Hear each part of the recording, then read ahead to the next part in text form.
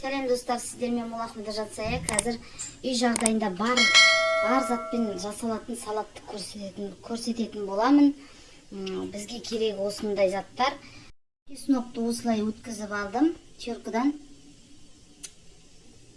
Мына селедкамды осылай турадым. Достар, менің салатым осылай шықты. Өте дәмді.